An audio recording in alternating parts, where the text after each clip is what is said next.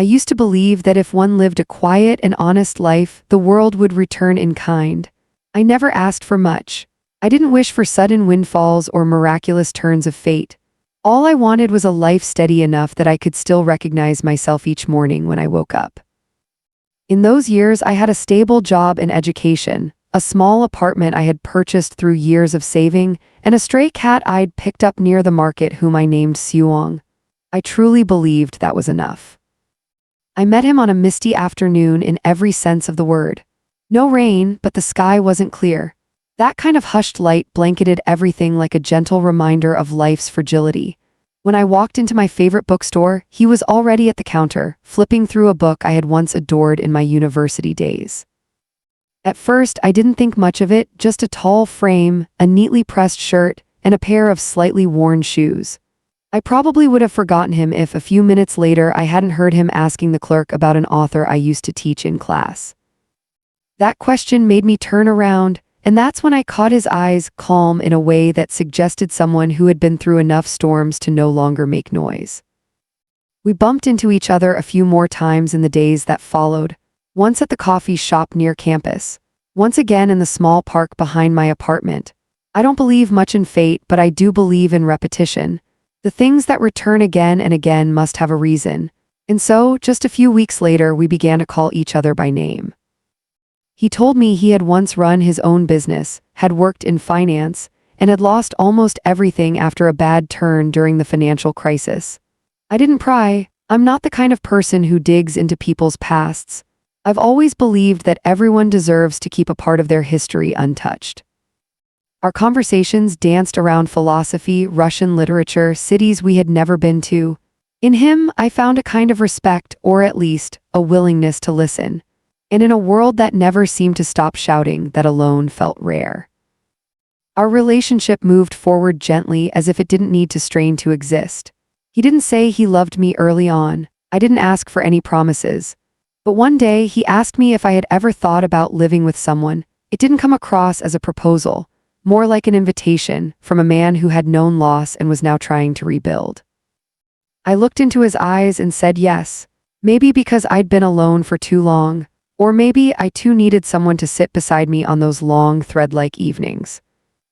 We moved in together into my apartment. He said he wasn't ready to buy again, and I didn't mind. Maybe that was the first mistake I called understanding. At first, our finances remained separate. I didn't let him touch my personal savings or retirement fund, but little by little, that began to change. He didn't look for another job. He said he wanted to focus on investing in stocks and cryptocurrency. At first, I took that as a sign of initiative, a man trying to stand again, trying to find his way. I even supported him, offering to cover a portion of our living costs. He spoke often of opportunities, market patterns, financial trends, and I, someone who understood little of that world, just smiled and listened. After a few months, he suggested we invest together in a resort property project. Just a temporary loan from your retirement account, he had said. I remember the phrase clearly. He didn't pressure me, didn't persuade with force. Just spoke softly like wind threading through an open window that this was a rare opportunity and that I wouldn't regret it. I hesitated, but he didn't rush me. Maybe it was that silence, that patience that broke down my guard. I withdrew a small part, just enough to try. He thanked me sincerely, and I believed him. The first project failed. He said the market shifted unexpectedly. I didn't blame him. I had signed the papers. I told myself one failure wasn't the end of the world. But then came the second try, then a third, and slowly the life savings I had gathered over decades began to evaporate like mist. I began to hide my emotions. I didn't want to lose my companion over money. I convinced myself life wasn't just about numbers. I still had my job, still had my health, and I still had him. What I didn't know was that even as I tried to hold things together, he had already drifted from me emotionally, spiritually, long before. I started to notice subtle changes. No more morning coffees made for each other, no more gentle eyes waiting when I got home late. He became more absent. More silent. Every time I tried to express my unease, he would simply smile or repeat that things would get better. I don't remember the exact moment I lost him. Maybe there wasn't one. Maybe it was just a slow unraveling, like a poem with no punctuation. And I still in that same apartment, still waking up on time, still going to work and coming home to the aging cat curled near the window, felt like each day was a paper cut. Too small to flee from, but deep enough to keep bleeding. And then one day he vanished. No note, no call, no warning, just ceased to exist in my daily world. I filed a missing person report, but the police didn't do much. He's not missing, they said. Maybe he just went away for a while. I texted, called, emailed. Nothing. 2 weeks later, I went to the bank to check our joint account, the one we used to pay household bills. It was empty. Even the smaller accounts I had set aside for emergencies were cleared through an authorization I had once signed because I trusted him. I sat across from the bank clerk, staring at the screen in silence. No tears, no outburst, just a numbness like someone had drained all the air from the room. But that wasn't even the worst part. The worst came 2 months later when I saw a photo of him, wearing a sharp suit, holding hands with a much younger woman, smiling amid a wedding ceremony by the sea. She wore white. He beamed. And behind them was a banner of one of the investment projects he once described in our apartment. I didn't feel jealous, I didn't feel angry, I didn't even feel bitter. I only realized something more devastating. I had never truly been seen. And perhaps that was the deepest cut of all. There's a kind of silence that doesn't soothe. It doesn't offer peace or rest or the quiet warmth of shared stillness. It hovers instead like fog over a field after a long night's rain, cold, damp, and heavy in your lungs. That was what our home became in the months after he moved in, silent but not safe. In the beginning, everything seemed like a gentle rhythm, brushing teeth side by side, folding laundry together, sharing groceries, quietly letting time pass without needing to talk over it. He wasn't the kind of man who demanded space, nor did he take up too much of it. He moved with the practiced carefulness of someone who had learned how to disappear even when still present. At first, I mistook that for humility. I didn't grow up around loud people. My parents believed in restraint. Emotions, especially disappointment or sadness, were something you folded and placed neatly in drawers, never thrown into the open. Perhaps that's why I didn't know how to name the unease that began to grow inside me. There was no shouting, no slammed doors, no confessions or threats. Just a slow pulling away like a tide that leaves you before you've even realized the shore is dry. He was kind in a way that didn't require effort. He thanked me for meals, remembered birthdays, rubbed my back gently when I fell asleep on the couch. But he was also absent, not in body, but in a way that I can only describe as a fading frequency. Like tuning into a station that used to play your favorite song but now only hums static. And still I stayed. Because he didn't hurt me. Because I had known much worse. Because he knew how to sit beside me during hard days and hold my hand without asking questions. Because sometimes that's enough to make you believe in something that isn't really there. I kept going to work, kept teaching. My students noticed nothing. I graded papers, attended faculty meetings, and brought home folders filled with essays. I smiled. I answered questions. I came home each evening to the same quiet living room, the same soft lights, the same untouched teacup by the window. He was often already there at his laptop, scrolling through graphs and market trends. He looked serious, engaged, as though carrying the weight of something meaningful. He told me once that he was building something, a new kind of investment model, something flexible, decentralized, and immune to the fluctuations that had once destroyed him. I didn't understand the details. The language felt foreign, mathematical, abstract, but I believed he believed in it. That was enough for me then. He didn't ask me for money right away. It came slowly, a few suggestions, an idea here and there. I never felt pushed. I told myself I was still in control, still drawing boundaries. But love doesn't always feel like a leap. Sometimes it's just a gradual lean until one day you realize you've handed over more than you meant to.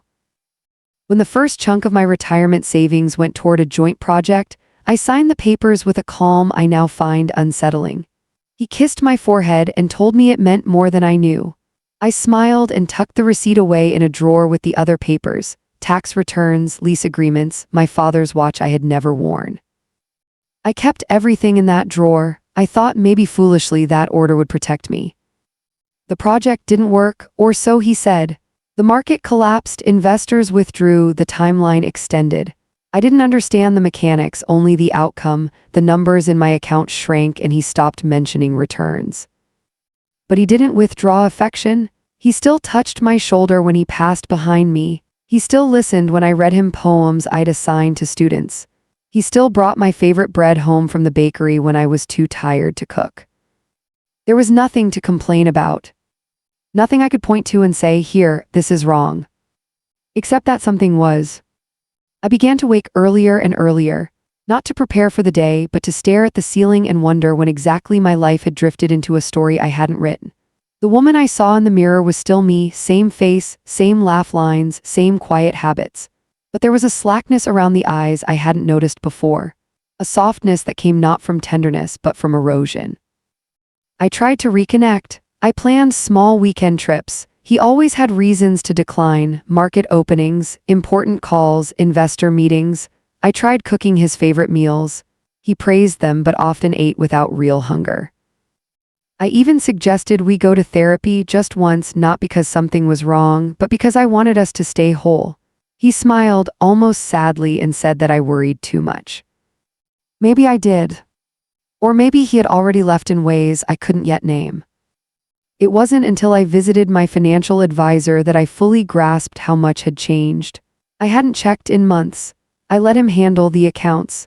The man I sat across from that day wore a kind expression, but I could feel his discomfort as he pulled up my files.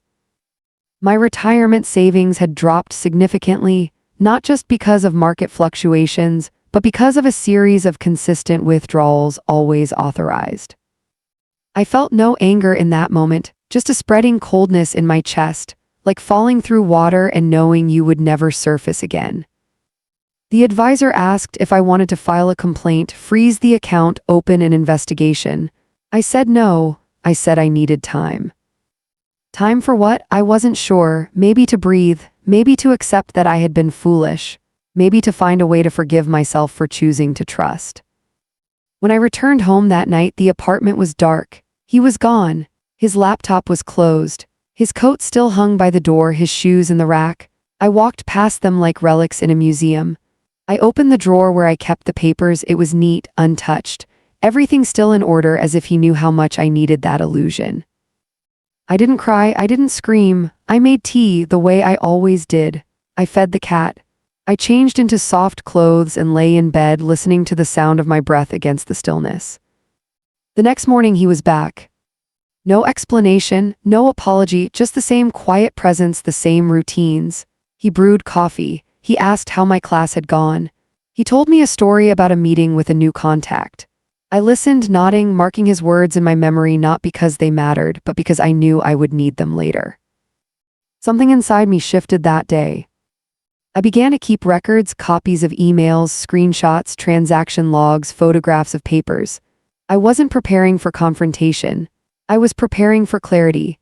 I wanted to see the full shape of what had happened, not for revenge, not to win, but because I needed to understand how I had wandered so far from myself. He didn't notice, or if he did, he didn't show it. We moved through the days like two ghosts haunting the same house, polite, predictable, distant. There was one night I still remember clearly. We were watching a film, the kind with slow pacing, beautiful landscapes, and very little dialogue. A scene came where an old man sat at the edge of a cliff staring at the sea below. Nothing happened. He just sat unmoving as the waves crashed. I turned to look at him then. His face was relaxed, peaceful almost, as if nothing in the world was broken. I studied that expression for a long time. It told me everything I needed to know. He wasn't cruel. He wasn't malicious. He was simply never really with me. He had always been sitting at the edge of his own cliff, looking at a sea I could never enter. After that night, I stopped waiting. I no longer asked where he went during the day. I no longer tried to draw him back into conversations. I stopped suggesting changes. I lived beside him like one lives beside an old wound, cautiously, with respect for its depth, and without expectation that it would ever fully close. In time, I began to reclaim small things. I started going for long walks alone after work. I wrote again, not poems for students but for myself, quiet pieces no one would read. I donated half my clothes, I rearranged the furniture, I adopted a second cat. And still, he stayed, drifting through the apartment like vapor, touching nothing, promising nothing, taking only what I did not protest to give. By the time he disappeared for the last time, I didn't feel the familiar panic. I simply stood in the middle of the apartment, looked around at the things that were mine, and let the silence settle again. But this time it felt different. This time it was mine. Grief has a sound, though it rarely announces itself. Sometimes it's the clink of a spoon against an empty mug. Other times it's the rustle of papers that no longer mean anything. And occasionally it's a silence so vast, so complete it echoes. That was the music of my home after he left, not the first time, but the time he never returned. This absence was different, not sudden like the earlier vanishing, not disguised as a business trip or a long meeting. There was no warning, no soft explanation. He simply was no longer there.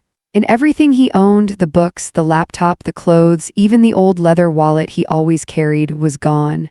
The closet had a hollow smell. The drawers felt too light. It was like someone had tried to erase the shape he once left behind. I did not file a missing persons report. I did not call his friends. I did not send messages that I knew would never be answered. I made tea. I watered the plants. I fed the cats. Then I sat at the kitchen table and opened my financial records. I took out every statement, every authorization form, every scrap of paper I had collected since the day he had entered my life. I spread them across the table in neat rows, organizing them like a path I could trace backward. There was a clarity in it, cold, sharp, and painful, but also clean. For the first time in years, I wasn't lost in emotion. I was a woman sorting receipts. That's when I saw it, the slow erosion. Not just in the major withdrawals, but in the patterns. The repeated use of a shell company registered under a woman's name I didn't know. The fake invoices. The transfer to a crypto wallet I had never seen.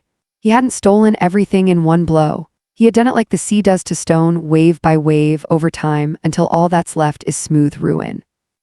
I didn't scream, I didn't throw anything. I did what I had always done, I wrote things down. I made a list of the withdrawals, cross-referenced dates, tracked patterns. I created folders, digital and paper. I built a quiet case not out of revenge, but out of truth. I began to suspect that the woman in the wedding photo wasn't just a new partner. She was part of the plan. Maybe she was the name on those shell companies. Maybe she had been there all along, watching me from a distance, smiling over dinner as he told her how easy it was to drain a woman like me, patient, trusting, slow to anger. I wondered if she knew he had once touched my face with the same hands. I wondered if she cared. The apartment felt less like a home and more like evidence. Every object reminded me of something I hadn't seen, some detail I had overlooked. The wine glasses bought during a vacation I had paid for. The coffee machine, a gift from me for his work anniversary. Even the couch where he once rested his head in my lap while telling me about his dreams, all of it now part of the story I was unraveling.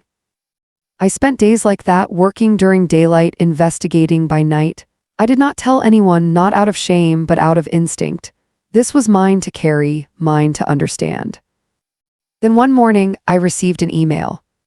It was from a woman I didn't know, and the subject line simply read, "You don't know me, but we need to talk." Inside was a message, short and quiet. She introduced herself as someone who had once dated him, years ago. She had seen a photo, not of me but of him, recently posted under a corporate announcement for a new business venture. Something about the name rang a bell for her. She Googled. She found me. She told me that when they were together, he had borrowed money from her too, promised her shares, then disappeared. She had never gone to the police, too embarrassed, too tired, but now she wanted me to know that I wasn't alone. I didn't cry reading it. I sat still for a long time, rereading each line as if her words could fill the cracks in mine. We began to correspond, slowly, carefully. Each message between us was another shard of glass pulled from the wound. She had letters, voice messages, old receipts. We compared stories, dates, patterns. It was like reconstructing a puzzle where all the pieces were cut to wound. She wasn't the only one. One by one, others found me, quiet voices from forgotten corners of his past. Some had lost money, some had lost years, some had lost themselves. None of us had spoken out until now. Together we formed a picture, and with it a choice. I still didn't want revenge. I didn't want to ruin him. I wanted freedom. I wanted the truth to have weight. So I sent everything to the authorities, not as a victim, but as a witness. And then I waited. I didn't watch the news. I didn't search for his name. I kept living. I began to paint again. I wrote long journal entries and walked barefoot in the mornings before the city woke. I learned the names of wildflowers. I remembered what it felt like to hear my own thoughts without someone else's breath clouding them. Weeks passed. Then months. And then one day I received a call not from the police but from a journalist. She had questions, not just about him but about the pattern, the system that let it happen, the silence we carry. I didn't agree to an interview, not then, but I thanked her, and I realized something as I hung up the phone. This story, the one I thought was only mine, wasn't. It never had been. It was the story of every woman who loved someone who saw her not as a person, but as a resource. And it wasn't over yet. The night I heard the sirens was not loud. It began like any other, with shadows stretching across my kitchen floor and the sound of my cats shifting in sleep. I was drinking tea again. I had gotten into the habit of using loose leaves instead of bags, as if somehow the small ritual could lend more weight to my evenings. I had just set the kettle down when my phone lit up. A number I didn't recognize. I let it ring, then it buzzed again, a message this time. It read, "Turn on the news, Channel 8. My hands didn't shake, my breath didn't catch. I walked calmly to the living room, turned on the TV, and sat down. The footage was already looping, flashing lights outside a coastal resort, guests huddled in confusion, police officers ushering people aside. A reporter spoke into the camera about an unexpected arrest during a private wedding reception. Fraud, theft, conspiracy. The words piled on like bricks. They said the groom had been taken in handcuffs. They said the bride was under investigation. They said guests were being questioned, phones confiscated, accounts frozen. I watched without blinking. It was him, of course it was him.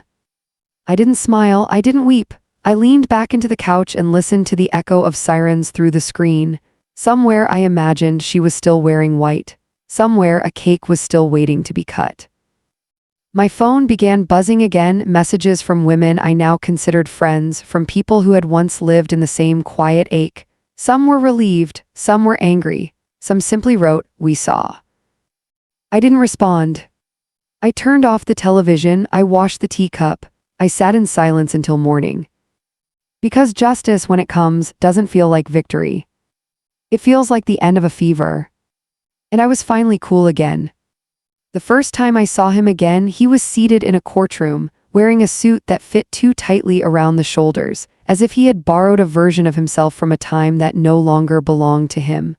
I entered without sound, sat in the back, and waited. I hadn't told anyone I was coming. I wasn't summoned as a witness that day, only as a presence, a shadow in a room where his name no longer meant what it used to. He did not see me, or if he did, he didn't flinch. His gaze was forward, unmoving. I had studied that gaze for years. I once thought it meant strength. Later, I suspected it meant emptiness. But that day, it felt like armor. The silence that wrapped around him was no longer peaceful. It was constructed, measured, mechanical. The prosecution's voice was calm. They didn't raise it. They didn't dramatize. They listed facts like slow, steady drops of water, dates, amounts, false companies, names of victims, including mine. They did not read my full name aloud, but I heard myself in every sentence. I was the line item marked initial investment, the withdrawal labeled joint expense, the authorization marked signed in confidence. I sat still, not proud, not vindicated, just still. There were moments when his lawyer spoke about financial hardship, about misunderstandings, about ambition taken too far. I did not react. I no longer belonged to that narrative. I was not there to win or lose. I was there to witness the closing of a door I had once opened with both hands. When the session ended, I did not rush out. I waited until the room had emptied. The wooden benches still carried the warmth of bodies that had leaned forward, tense and curious. I stood slowly and walked past the defense table. He didn't turn. His hands were clasped tightly, white-knuckled. For a moment I wondered if he was praying, and then I kept walking.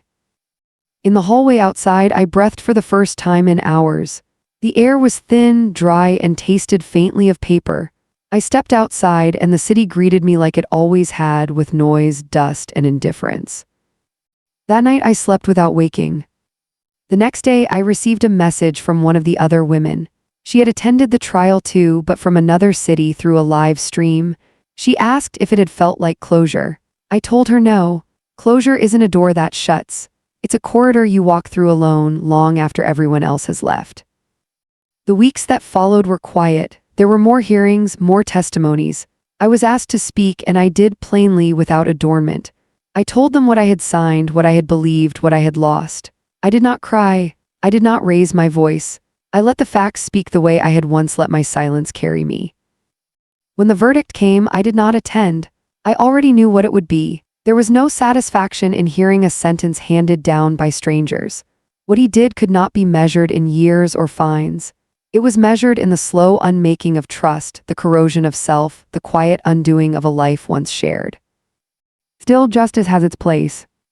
And he would serve his time, in ways visible and not. After the trial, I found myself returning to places I hadn't visited in years. Old parks, bookstores, the cafe where I first saw him, not to remember but to reclaim. To stand in those spaces without the weight of his shadow trailing behind me.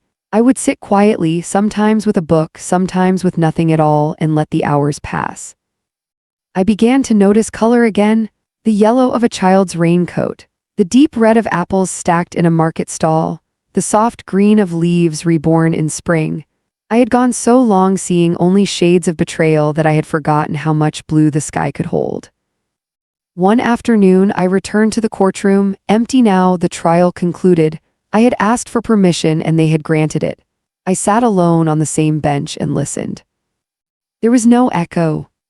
Not because the room was soundproof, but because I had nothing left to say.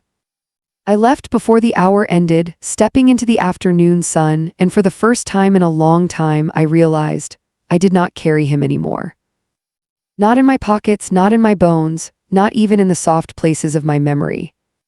He was a story I had lived. But I was the one who would write its end. There is a particular kind of quiet that settles in after a long devastation. Not the heavy silence of grief, nor the aching stillness of loss, but a lighter, almost tentative hush. The kind that arrives when the worst has already happened and the world somehow has not ended. That was the quiet I found myself in after the courtroom emptied and the headlines faded. I did not move cities, I did not change my name, I did not run away to reinvent myself. I stayed in the same apartment with the same 2 cats with the same chipped cup I always used for morning tea. But everything felt different, not because the world had changed, but because I had.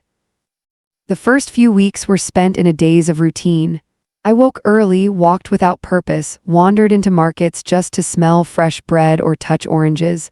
I no longer taught, having stepped away quietly during the legal process. My resignation letter was brief, no explanation. Just a thank you and a quiet bow out. I didn't want to carry the weight of other people's questions. I wanted space to listen to the quiet voice inside me that had been ignored for far too long. For a while I barely spoke to anyone. Friends called, I let the calls go. Invitations came and went, unopened. Not because I hated company, but because I was still learning how to live without flinching. When someone offered kindness, I still waited for the price. I filled notebooks. Some pages were just single words. Others held drawings of things I didn't know how to describe in sentences. I wrote about trust as if it were a country I had once visited and could no longer return to. I wrote about shame, about self-deception, about love, not romantic love, but the kind of love you have to rebuild with yourself after someone has taught you to doubt your worth. Healing wasn't a clean upward slope. It came in quiet waves. Some days I remembered how to laugh without apology. Other days I stood in the shower for too long, trying to scrub away the invisible layers he had left behind. There were dreams, sometimes strange, sometimes cruel. In one, I walked through a house that belonged to him, except it was filled with my childhood toys, all broken.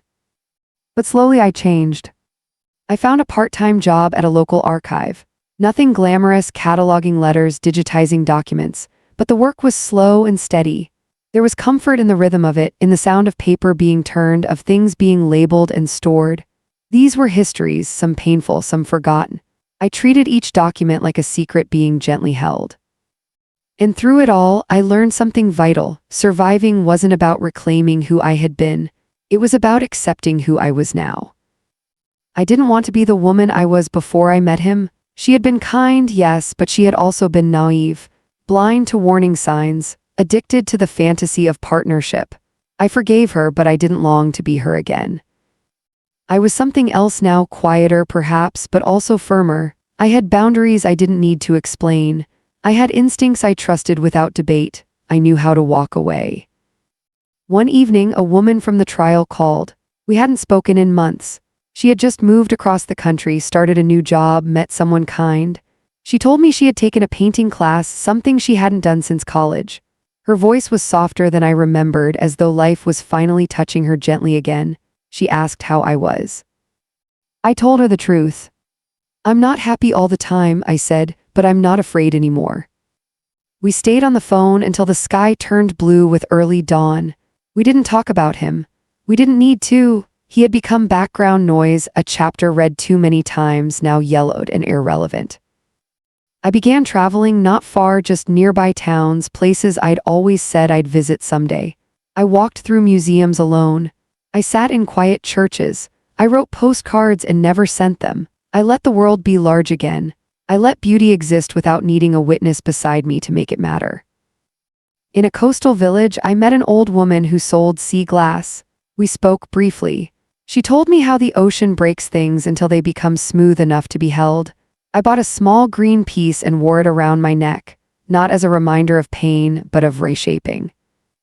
That summer, I began teaching again, just a small writing workshop at the community center. People came with stories too large for their bodies, too sharp for their tongues. We wrote about heartbreak, about forgiveness, about the lives we thought we would have. I didn't offer them healing. I only offered them space. And in doing so, I found my own. There is a moment in every healing when the past asks for attention one last time. Not loudly, not destructively, just a soft nudge as if to ask, are you sure you're ready to leave me behind? For me, that moment came on a late autumn morning, the air brittle with chill, the trees outside my apartment shedding leaves like confessions. I was organizing a drawer I hadn't touched in years, not the one with legal papers or memories, but one of the smaller ones filled with things you don't need but don't discard. Broken pens, spare buttons, old receipts, faded photos. Buried beneath a stack of expired coupons was a card. His handwriting on the front, slanted, careful, unmistakably his. It was from our first holiday together, a brief message, a wish, a promise that we would keep moving forward no matter what came. I read it once, I read it again, and then, without ceremony, I placed it in a small box marked no longer mine. Because the truth is, you cannot heal while clutching the remnants of the person you used to be.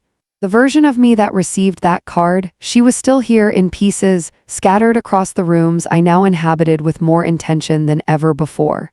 But she didn't need that card anymore. She had lived beyond it. I started collecting other things too, not mementos of pain, but fragments of growth. Notes from students, a receipt from the sea glass woman, a dried flower someone left on my apartment door, a quote I wrote down from a book, "You do not owe anyone the ruins you escaped from." Each item went into a new box I called proof, not of survival but of reclamation. That season I found myself walking more slowly through the city. I stopped to watch people, not in judgment or envy but with quiet curiosity. A couple arguing about groceries. A child holding a balloon too tightly. A man asleep on a bench, his shoes perfectly lined up beside him. Life did not apologize for its roughness, and I no longer needed it to. Somewhere along the way, I stopped measuring time in terms of him. It was the year after the trial, or 3 winters since the betrayal. It became the fall I learned to paint, or the spring I gave a talk at the library.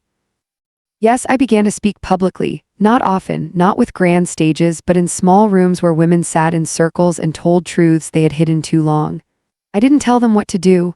I only told them what I remembered, how long it takes to believe yourself again, how lonely it feels to be gaslit by the one who said they loved you, how brave it is to start over without applause. Not all days were graceful, some were fogged with old pain, sudden and sharp. But I had learned to let those moments pass through me, like weather, like tides. They came, and they always went. I planted a garden on my balcony, tomatoes, lavender, something called bleeding heart that I chose for the name alone. Each morning I watered them as though tending to something ancient in myself, something that had long been ignored. And perhaps the strangest part of it all was this: I didn't need anyone to see me doing it. There was no need for proof beyond my own heartbeat. Sometimes I thought about love, not with urgency, not with bitterness, just as a question mark in the distance. Would I open myself again? Would I let someone in? I didn't know, and for the first time in my life, I didn't need to answer. One day, while cleaning out old digital files, I stumbled upon a folder I hadn't seen since the early years of our relationship. Photos, emails, a video where he laughed at something I'd said. I watched it once, then I deleted it. Because nostalgia, I had learned, is not a signal to return. It's only a flicker of what once was, no longer a compass, just a reflection. I had no desire to go back. I was already becoming someone I could trust again. And that, I realized, was more sacred than anything he had ever offered. I never wanted the story to end with triumph, not the kind wrapped in applause or adorned with a grand reveal. What I needed was much quieter than that, something less like victory, more like release. And so when people asked, as they sometimes did, if I felt justice had been served, I never quite knew what to say. Justice, perhaps, but peace, that was something I had to carve out slowly, not handed to me by any court or judgment. Peace, I've learned, looks nothing like the pictures. It isn't a wide smile at a beachside sunset or a confident stride into a new chapter. Sometimes, peace is the way my hands no longer tremble when I see a stranger who resembles him. Sometimes it's waking from a dream and not remembering his name for a few seconds. Sometimes it's going through a whole day without imagining what could have been if I had chosen differently. That to me is peace, not absence of pain but the soft return of self. I no longer trace the outlines of his betrayal. I no longer hold conversations in my head that will never happen. I don't need him to admit what he did. I don't need him to understand the depth of it. Forgiveness, I realized, wasn't about setting him free. It was about unclenching my own fists. In the months that followed my quiet return to life, I did things slowly. I grew herbs on my windowsill. I adopted a third cat. I repainted the hallway, not to erase memories, but to honor the space that held me through my unraveling. I wrote again, not for publication, not even for others to read, just for me, sometimes single sentences, sometimes pages that poured out like confessions into notebooks no one would ever open. A local organization invited me to speak at a gathering for women navigating financial trauma. I almost declined. Then I remembered what it felt like to sit alone in the dark, wondering if anyone had ever survived what I was living through. I said yes. I stood in a circle of women who carried their own versions of the silence I once lived in. We didn't need perfect answers. We just needed space to say, me too. We just needed to know that survival didn't require us to become symbols, that we could still be messy, healing, unfinished. That night I walked home slowly. The city was quiet but not empty. I passed a bookstore I used to visit, and for the first time in years I stepped inside. No ghosts, no shadows, just books and breath and shelves filled with stories not mine. I stood in the poetry section and pulled down a volume at random.